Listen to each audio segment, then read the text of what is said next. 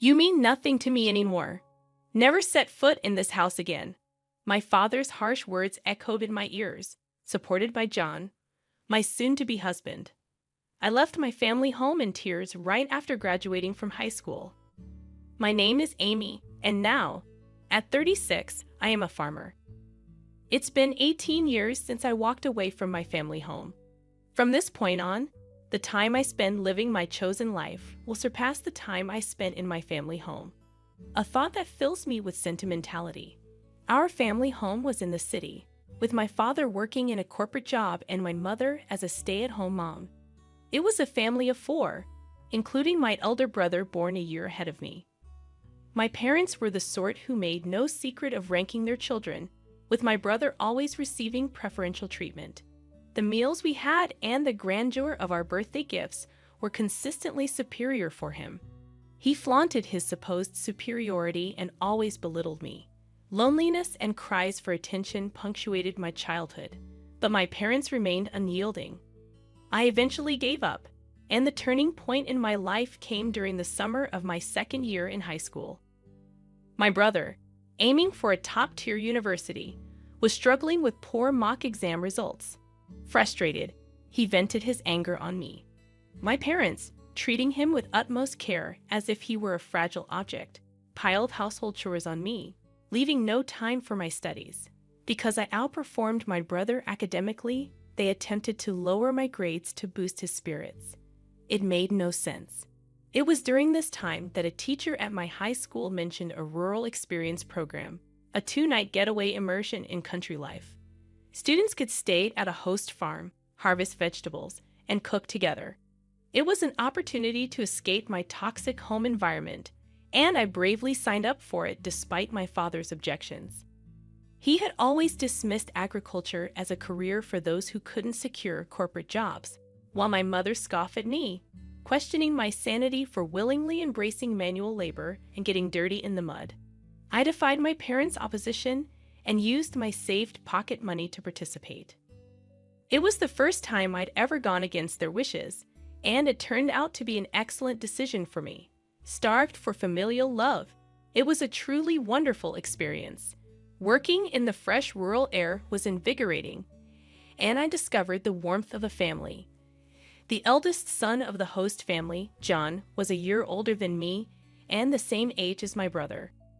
At first, I was wary because of his age, but John was nothing like my brother. He was kind yet firm, got along well with his parents, and was equally kind to me. John's parents were genuinely gentle people.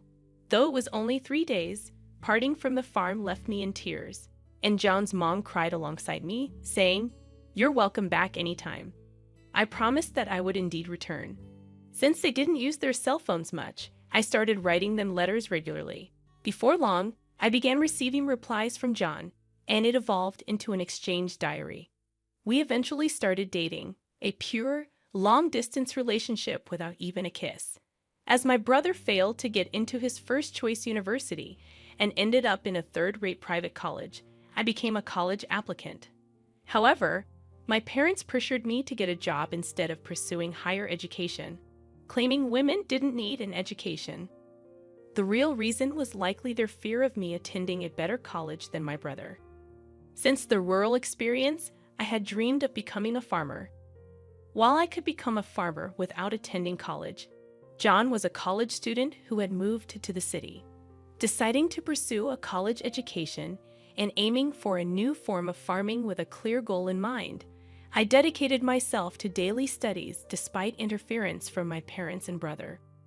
Upon passing the university entrance exam, my father erupted in fury, questioning if I, as a woman, intended to attend a better university than my brother. My mother joined in, claiming they couldn't afford to support me because my brother needed the money. Devastated by their words and a massive argument, I chose to sever all ties with them. John, now my in-law's son, came to pick me up, and they generously supported my college expenses. 4 years later, I married John, never contacting my parents or brother during my college years. However, when my in-laws insisted we inform them about the marriage, my husband decided it was time to visit my childhood home for the first time in 4 years. The timing was chaotic during the planting season, so we could only make the visit at the beginning of summer.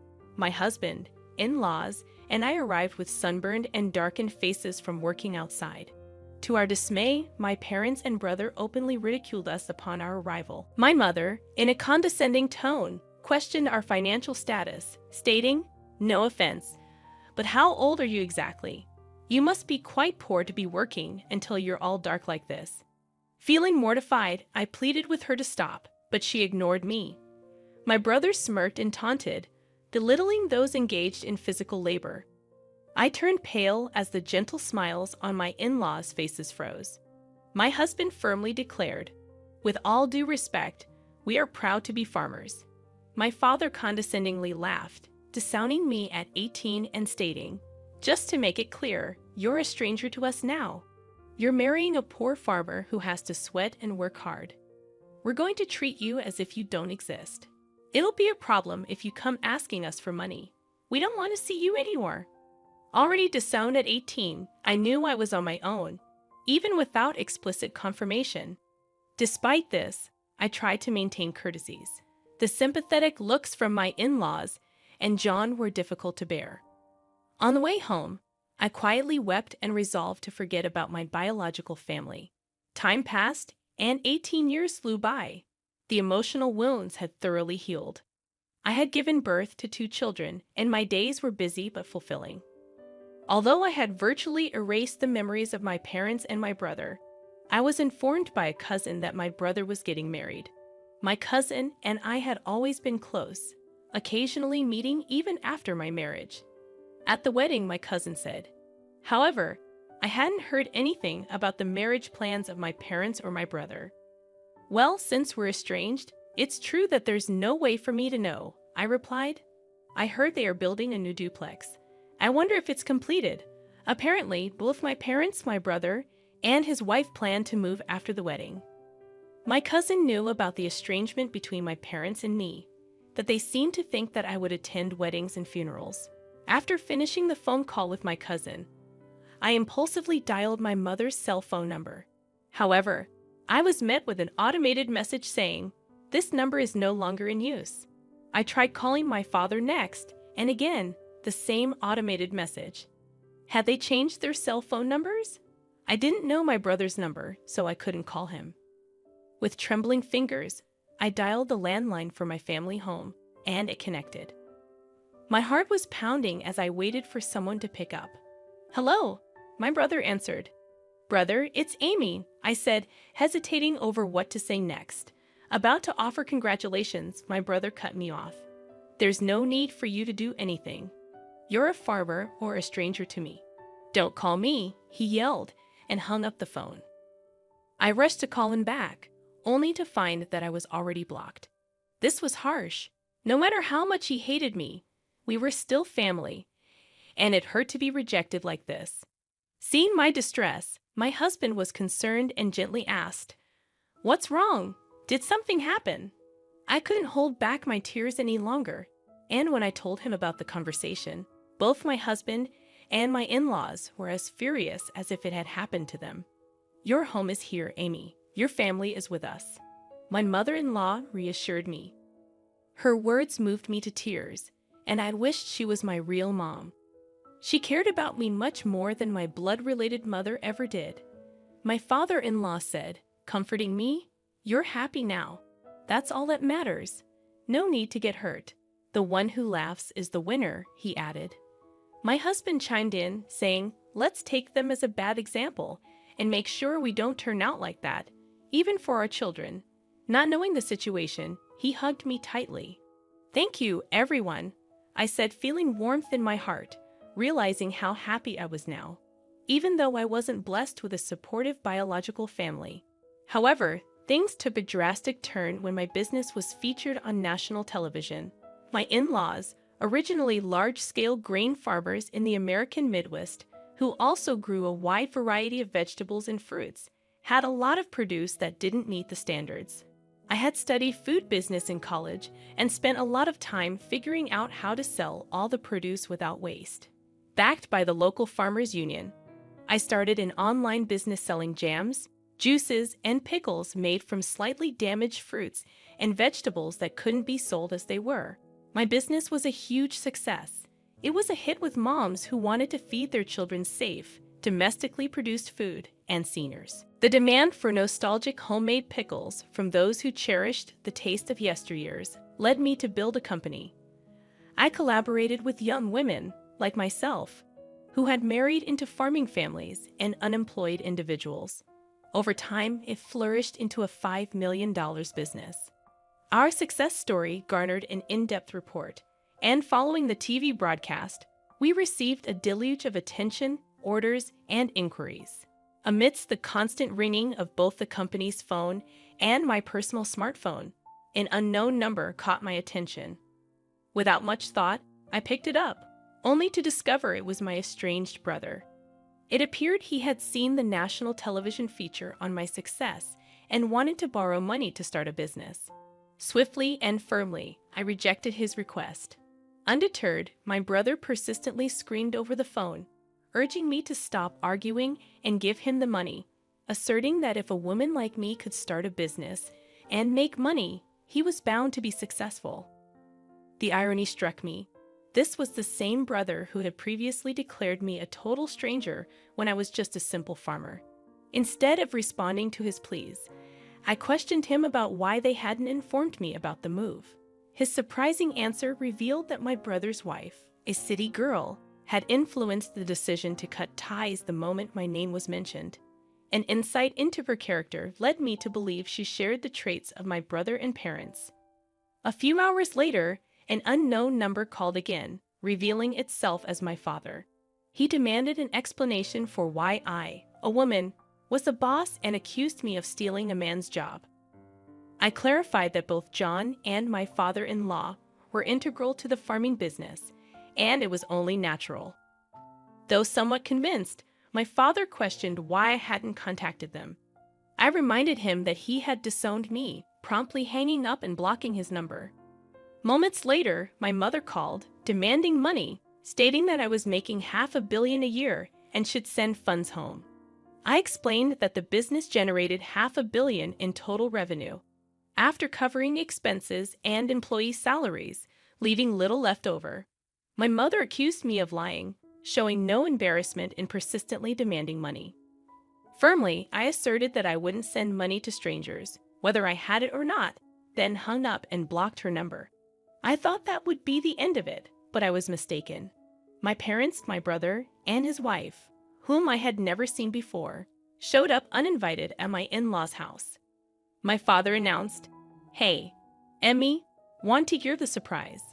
I'm revoking the disownment." Their desperation for money was astounding. Even my mother-in-law couldn't hide her disbelief and asked, "What on earth is going on with you people?" The discomfort was evident, and my father-in-law and mother-in-law glared at my parents in silence. Even the employees had gathered, staring at my parents with astonishment. It was clear that my brother was not welcome either, but he retorted, "The real blood connections are us. We have the right to share the money you earn too." The woman who seemed to be my brother's wife nodded in agreement with his words. I was seething. I don't think so. Even though we share a blood connection, there was no emotional connection at all. You treated me like a stranger and abandoned me. The emotional scars from being abandoned by my biological family resurfaced, and I was on the verge of tears once again. Just then, my husband John came and stood beside me. "Emmy is now a part of our family, even without you disowning her. We are perfectly happy. Please go home," he defended me firmly. The employees also spoke out against my parents, saying, "Were you thinking? How rude. There are many people on my side here." As I realized that this was where I truly belonged, I felt profound happiness. My brother grew angrier and yelled, "Shut up, you country bumpkins. You're all low-educated trash, aren't you? Obey what we say in silence."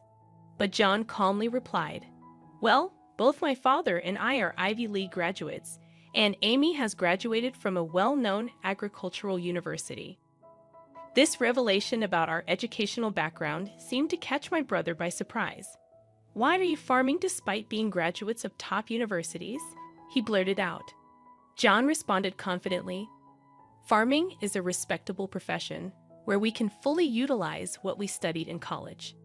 I couldn't help but burst into laughter amidst the tension of the situation. "Brother, you've lost to John in everything," I said, feeling a sense of relief. Perhaps I had been too afraid of my brother and parents. I wanted to make it unequivocal one last time. "We are already strangers." I paused for a moment, deliberately shifting to a more polite tone. "So, I can't lend or give money to strangers. Please leave. If you cause a disturbance or act violently, I'll call the police and take legal action." I made it clear that our ties were severed. My in-laws and husband moved closer to me to shield me from any harm that my parents and brother might cause. I was deeply moved by their protective presence, feeling truly cherished. The employees also chimed in, shouting at my parents to leave. My parents, brother, and sister-in-law glared at us with resentment, but had no choice but to retreat. According to a story I later heard from my cousin, my brother and parents had attempted to get rich quickly through a business venture, accumulating debts. Instead of seeking financial assistance from me, that arrogant attitude had led to a significant failure, and now they were on the brink of bankruptcy. However, I had no intention of getting involved anymore.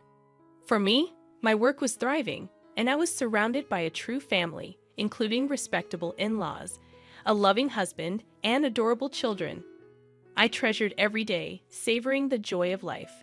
In the aftermath of the tense confrontation with my estranged family, life continued to unfold in remarkable ways. I found solace and happiness in the warmth of my in-laws and my husband John, who stood by my side unwaveringly.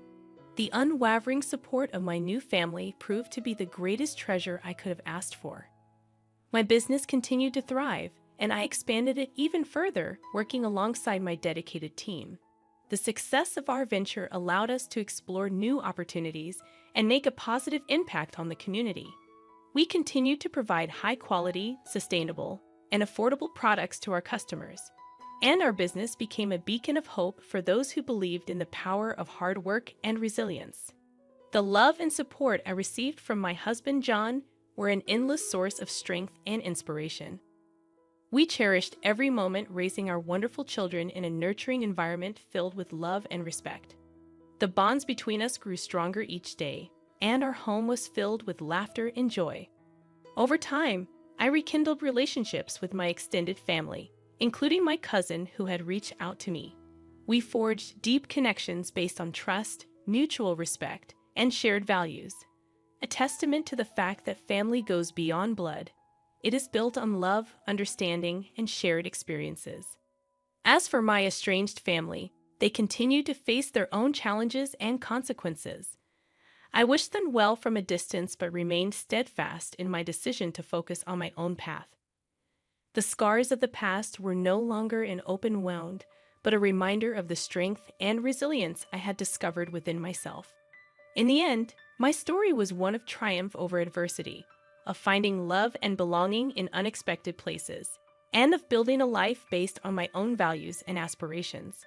It was a testament to the power of choice and the incredible capacity of the human spirit to endure and thrive in the face of challenges.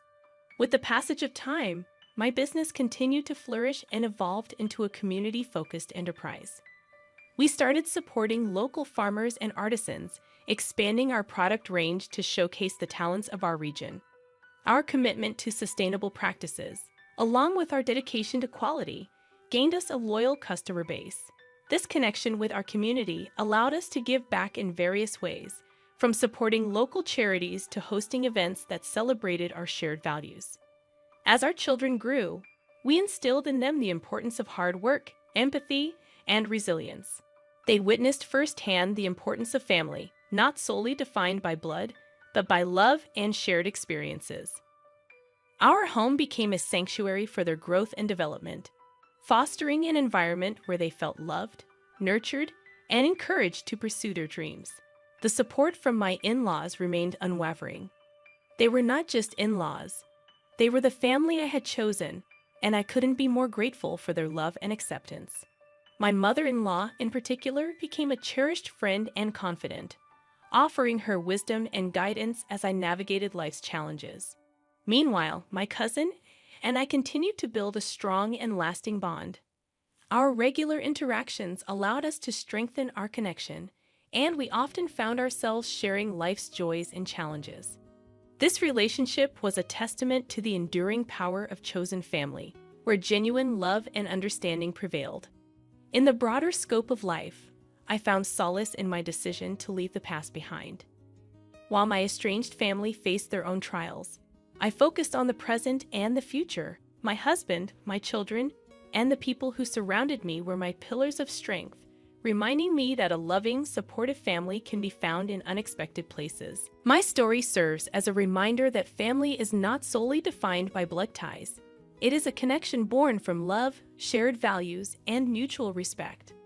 I had come a long way from being disowned by my biological family, and the journey had made me stronger, more resilient, and deeply appreciative of the true meaning of family and the love that can be found in the most unexpected places.